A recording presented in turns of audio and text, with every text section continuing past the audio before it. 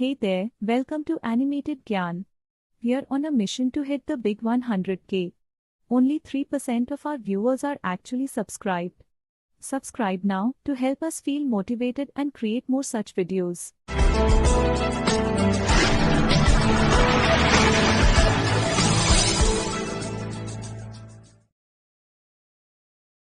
Phoebe Cary, a well-known 19th-century American poet, was born in Ohio. She and her sister Alice Cary jointly published a successful volume of poetry titled Poems of Phoebe and Alice Cary.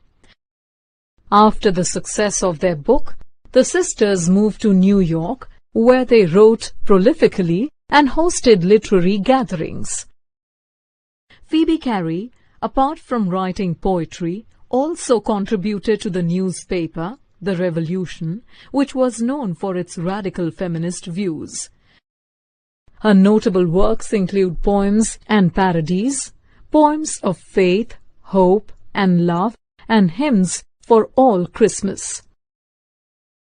The ballad, A Legend of the Northland, narrates the story of how Saint Peter cursed a woman to become a woodpecker because of her greed and selfishness. Here is a summary of the poem A Legend of the Northland by Phoebe Cary. The poem is set in an icy region of the north. In this region, the days are short and nights so long and cold that people find it difficult to sleep at night. When it snows, the people of the region harness reindeers to sledges. The children of this land look like bear cubs because they wear clothes made of fur. In this part of the land, the people tell a strange story. While the author finds it difficult to believe in the story, she does feel that one can learn a valuable lesson from it. Saint Peter walked the world preaching the word of God. Once, on his travels, he visited the cold Northland, a region in the North Pole. In Northland, he came upon a cottage. Inside the cottage, a woman was whipping cakes and then baking them on the hearth. A hearth is the floor of a fireplace. Now, Saint Peter was hungry after a full day of fasting and preaching, so he asked the woman for a cake from her store. The woman obligingly made him a little cake. However, when she saw the cake, she thought it was too large to give Saint Peter. So she made another cake smaller than the previous one. She again thought it was too large to give away. Finally, she took a little dough and rolled it into a thin bread. But as she took it out after baking, she found it difficult to part with her thin bread. She thought that her cakes seemed small when she ate them. However, when asked to give away her cakes, she found them too large. So she put all the cakes on her shelf. Saint Peter, who was hungry and tired, grew angry. In anger, he told the woman that she was too selfish a human being to deserve food and warm shelter. Then he cursed her to a hard life of building her own nest and digging through wood to find nourishment. As Peter said these words, the woman lost her speech and transformed into a bird. The scarlet cap she was wearing was all that was left of her clothes.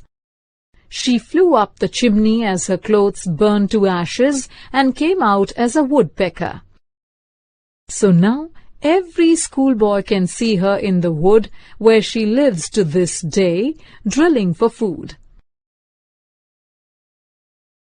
Now, let us take a look at the literary elements of the poem, A Legend of the Northland.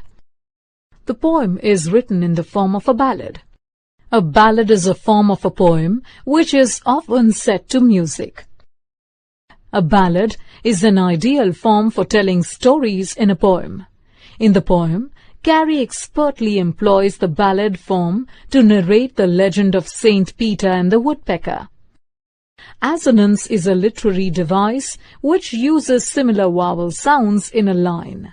In the poem, assonance is illustrated by phrases like away, away.